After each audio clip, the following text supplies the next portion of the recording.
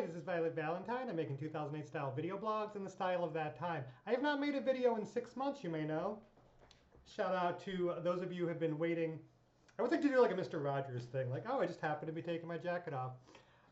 Shout out to the people I love. Anyone who watches this, you guys are, I love you so much. I don't gotta say your name. Squish Crybaby, 5 stars every time.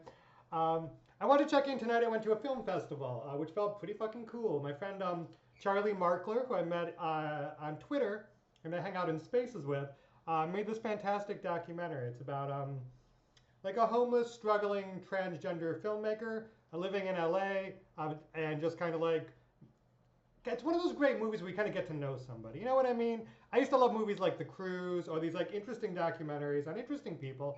And she made one and I loved it. It's available on YouTube, Racine Grace, Charlie Christy Markler is her film. And she flew, I love this movie so much, I contacted a film festival where like I sort of knew somebody because I'd been in it. And they put it in, which I was really excited about. And Charlie flew out. We went to the opening night schmooze party, which is such a joke. To be honest, when I first went to film festivals, I'd go to the schmooze party, and you know, my first one, they told me to print out business cards. They had like the name of the movie, and I'd go up to somebody and be like, "Hi, I'm a filmmaker," and they were like a filmmaker too. And this isn't exactly Sundance, you know. No offense to the film festival, I'm glad to be in it, but most of the people there, it is not the kind of people making your dreams come true. And now that I've done a couple of these, I kind of go with an attitude. Where I just go and I meet weirdos, and I like get to meet people. Like, you look at the group of people, and they've all got a story. There's a guy who called himself Commander who dressed like a game show tonight. He talked to me for 20 minutes. Excuse me, touch up. It is 4 in the morning, actually 5:30. And yeah, it was a fantastic thing. And also Charlie's such a sweetheart.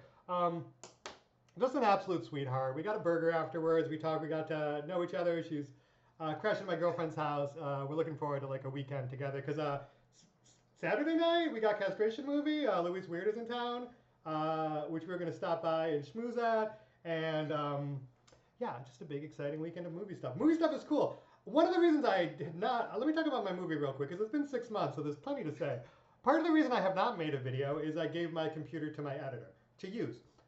She has a good computer. I have a better computer. We're part of a team. I got her the computer. She edited on it for a few months, and no more video blogs.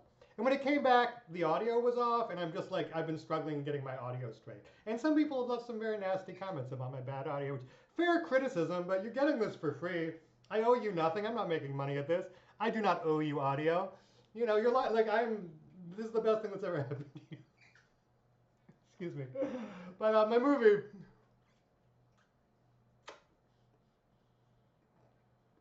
is basically finished.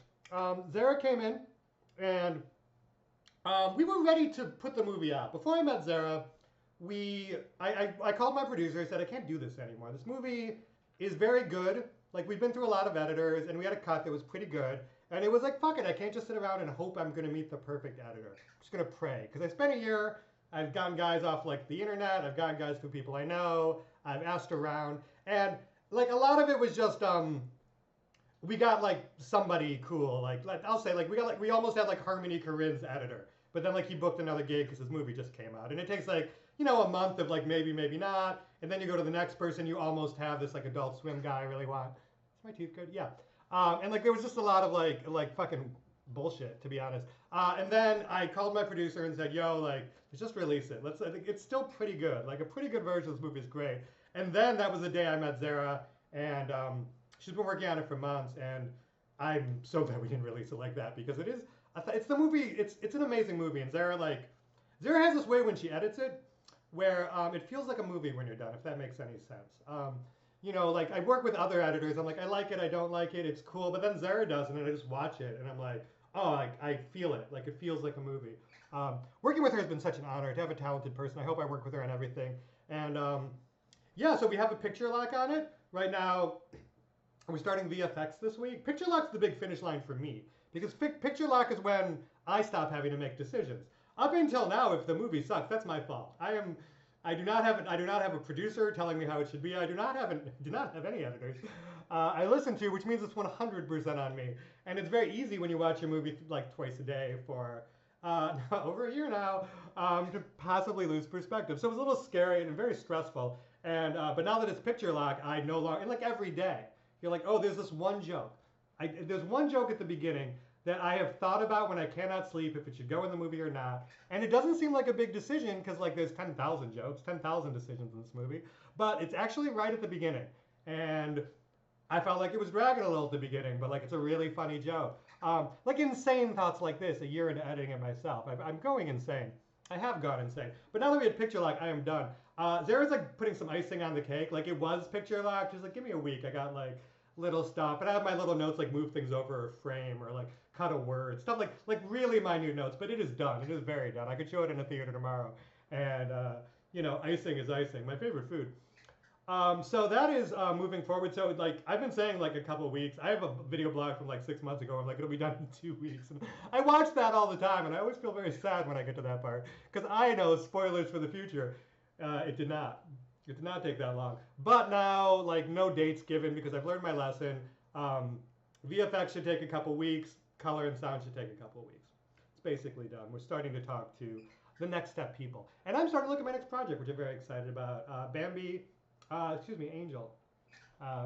My muse and someone very special in my life named Angel has been writing a movie that is loosely based on her experiences in the anti-fascist queer scene during the George Floyd time.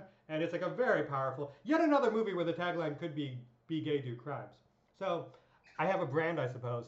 And my movie after that is an all-fairy movie, which I'm very excited about. Because that will be, I mean, everything's political, right? But it'll be less throwing bricks at cops. Also, we got Pat the Bunny to do the whole soundtrack for the Antifa movie. When Angel told me it was her favorite artist, I was like, oh, I know that. I know that guy's label. Like, I know his friend.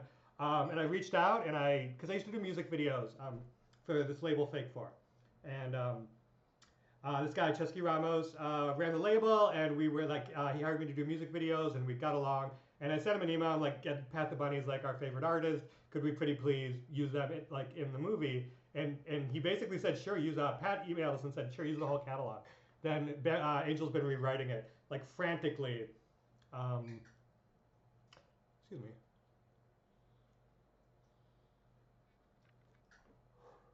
Frantically putting Pat the Bunny songs and writing scenes around Pat the Bunny songs. And to see how inspired she's been writing it has been really exciting. I'm really excited for the next project. Don't get me wrong, God's Country is the shit. I've just seen it now. Like, I watch it like twice a day, and then I watch all my video blogs. I don't know what that says about me. Probably that I'm cool, and, you know, more people should. Like, I don't understand, like, musicians who make an album and then don't listen to it. It's like, was it good or not, yo?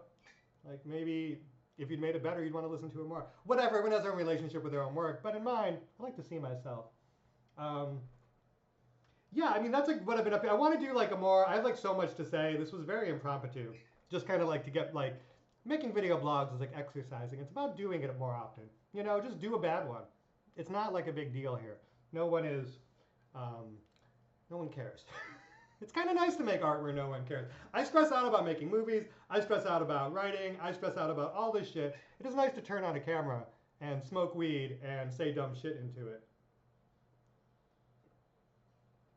Not everything has to be a fucking performance pilot. What else has been going on? That's like the gist of it.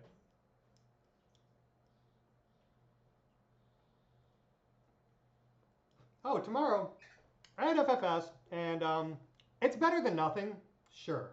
But did I like my surgeon? No. Was he? I don't know if I can legally say abusive, but he was dehumanizing and treated me like shit and got off on hurting me. I can say that.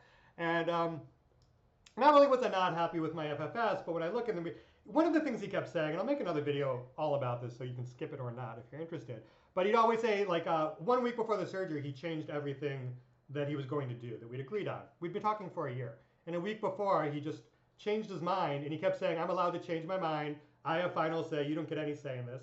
And I'm going to make you look how I want to look. He canceled my lip lift, my lips, like a bunch of stuff that I'd gone with him because he would offer it to me. And he basically said it's 1 week before, Trump's about to become president, you know, and you're like about to lose your health care. It's kind of like now, you have no choice, go with me or don't get FFS.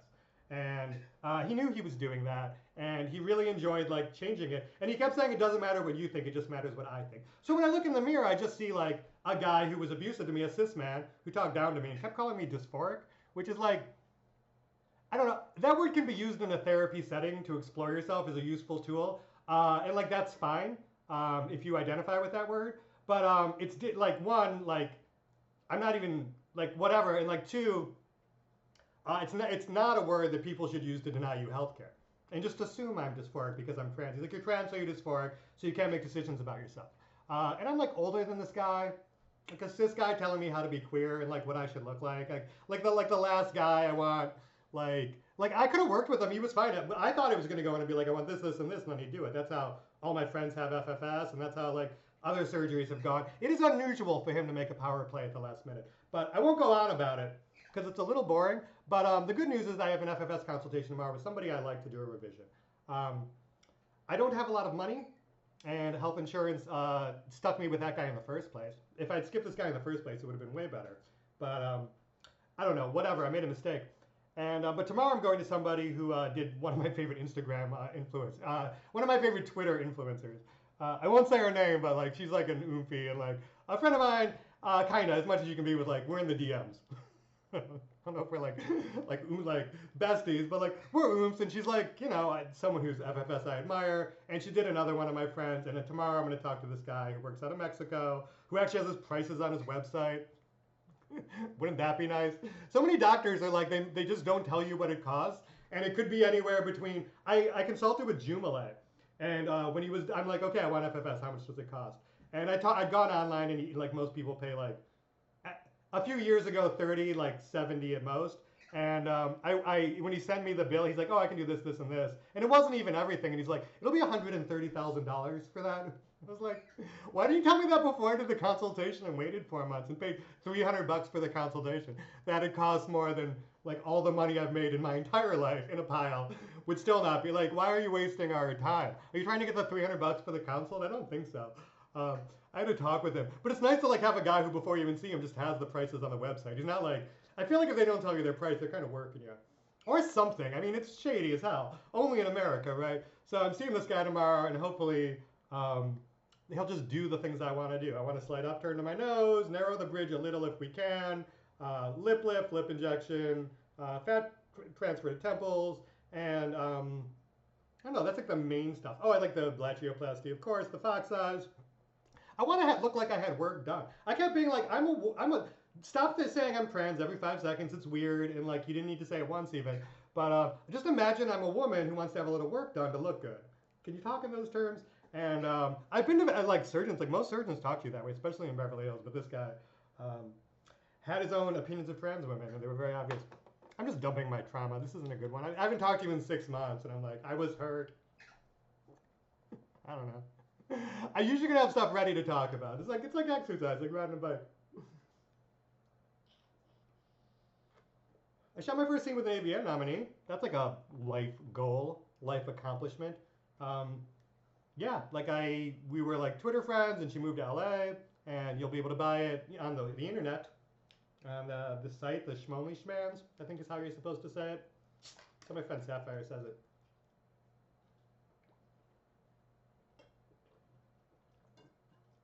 Oh, hell yeah. Yeah, this is terrible. I don't have anything else to say, so I should probably finish it. It was really nice seeing you. Look how cute I look tonight. I mean, decently cute. I don't know. That's not a cute posture. Anyway, I love you all. Thanks for watching this. C minus. I know I say that at the end of all of them, but legit C minus this time. We'll see.